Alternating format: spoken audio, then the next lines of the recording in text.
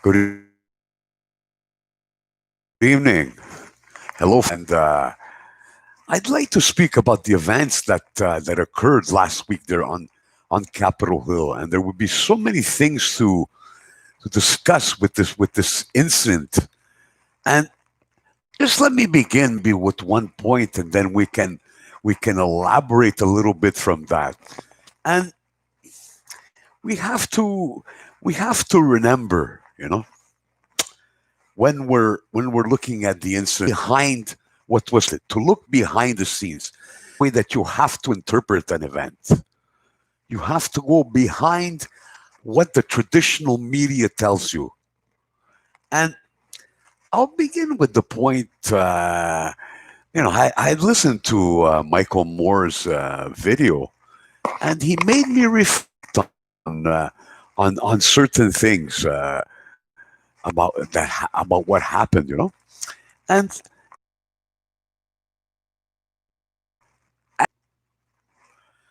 Capitol Police active for for duty and for protection on any day.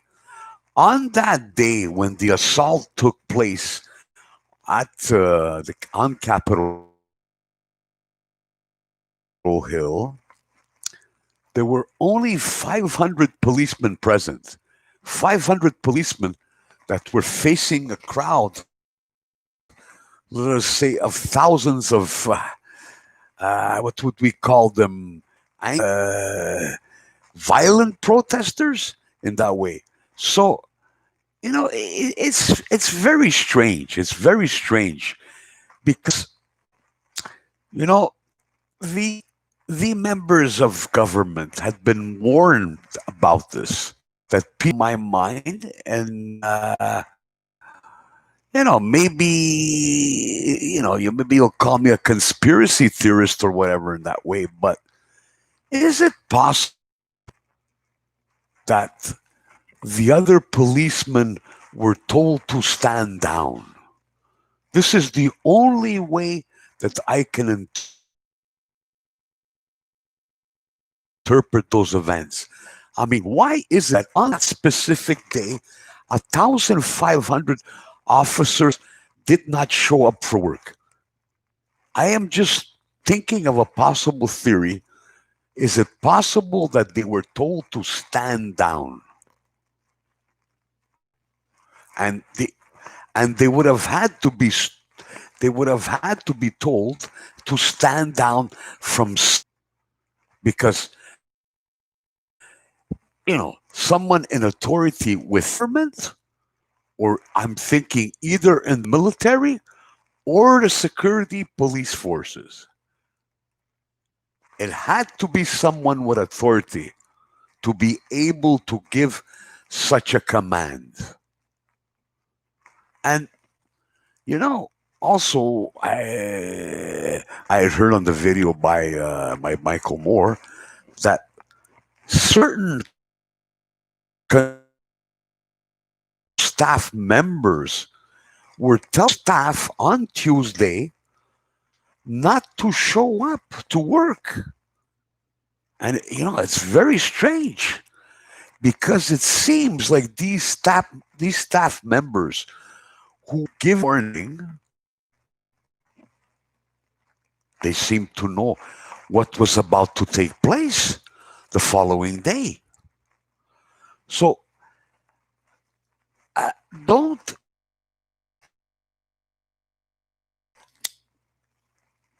be fooled by what you see or what you heard. I mean, this assault, and I call it an assault, on Capitol Hill, was, we have to say, a planned event. And I would go even further to say it was a planned coup.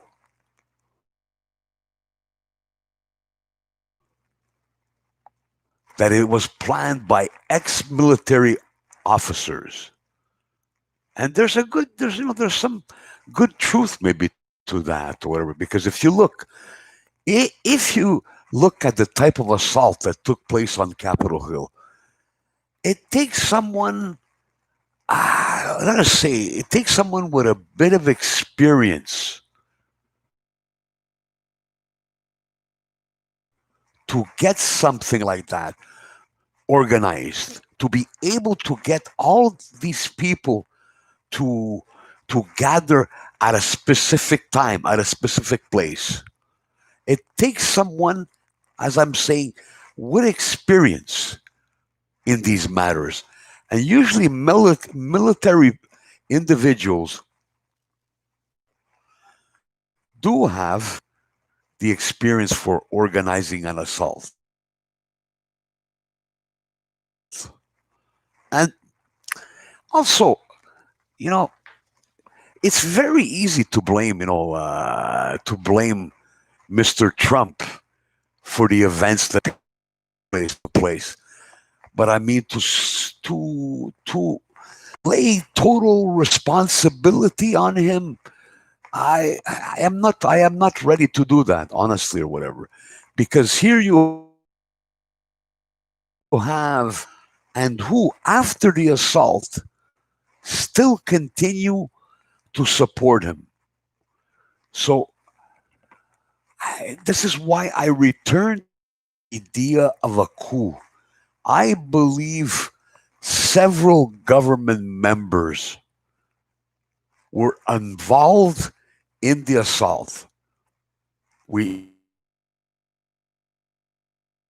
we cannot be sure who these government members were, but this raises the point that these Republican congressmen, or whatever you want to call them, these Republican senators, they need to be held accountable also.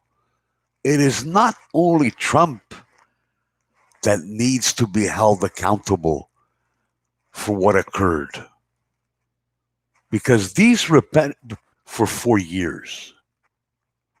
This, listen, Trump is a man.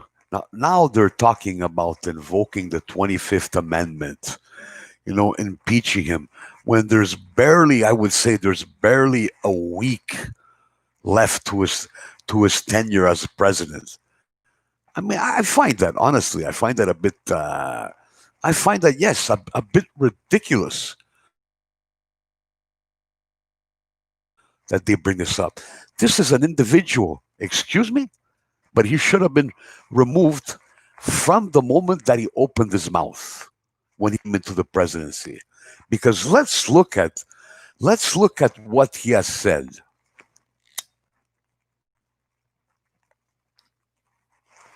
What sticks into what comes out in my mind, first of all, is the racist rant that he made against the Mexicans, calling them, murderers and criminals and whatever, and I said drug dealers or whatever. I forget the exact words. I mean, when a president speaks words like that in front of the nation, in front of the world, don't you think it would have been time for at that time to invoke the 25th Amendment? I mean, instead of now, in the last to uh, to invoke the 25th Amendment before now. But they tried to impeach him. Yes, they tried to impeach him at one point. I mean, several months ago. But I mean, something should have been done in the beginning.